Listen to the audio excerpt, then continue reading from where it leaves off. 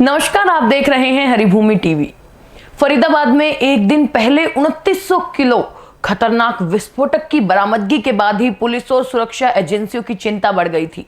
आम लोगों में ये डर भी पैदा हो गया था कि कहीं आतंकवादी दिल्ली एनसीआर को दहलाना तो नहीं चाहते।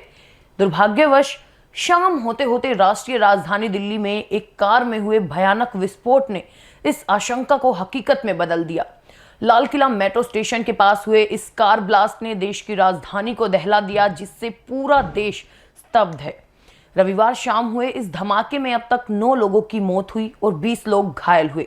हालांकि इस मामले के पीछे तार जिस तरह से खुल रहे हैं वो और भी चौंकाने वाले हैं।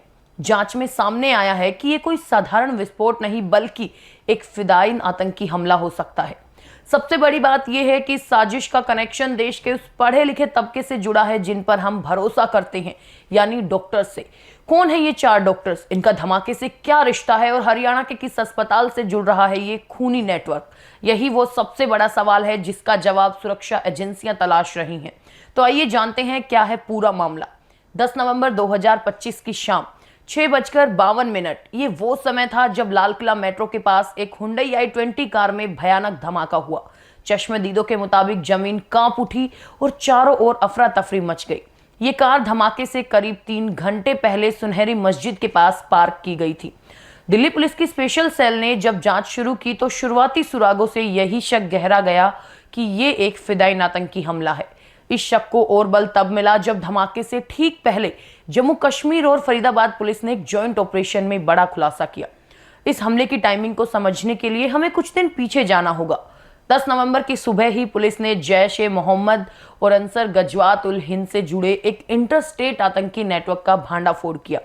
2 अलग अलग ठिकानों से 2900 किलो आईईडी बनाने वाला केमिकल, हथियार और गोला बारूद बरामद हुआ। इस बड़ी बरामदगी और दिल्ली धमाके के बीच की नजदीकी ने सुरक्षा एजेंसियों की नींद उड़ा दी।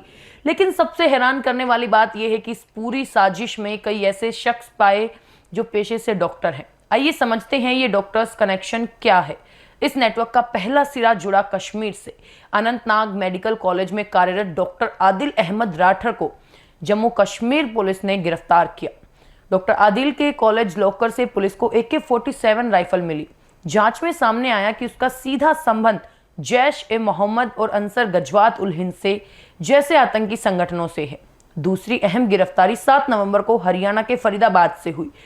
अल फलाह यूनिवर्सिटी में कार्यरत लखनऊ की एक महिला डॉक्टर शाहीन शाहिद की कार से कैरोम कोक नामक एक असोल्ट राइफल बरामद हुई। पुलिस अभी भी उसके पूरे नेटवर्क में रोल का पता लगा रही है। इसी नेटवर्क में तीसरा डॉक्टर गुजरात ATS के हत्थे चढ़ा।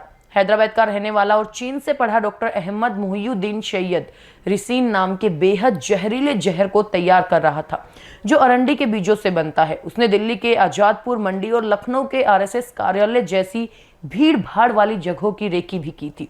इस पूरे ऑपरेशन में चौथी और सबसे अहम गिरफ्तारी फरीदाबाद से ही हुई। फरीदाबाद के अल फलाह यूनिवर्सिटी में ही पढ़ाने वाले कश्मीर के डॉक्टर मुजमिल शकील को 10 नवंबर को पकड़ा गया। उसके पास से 360 किलो अमोनियम नाइट्रेट मिला।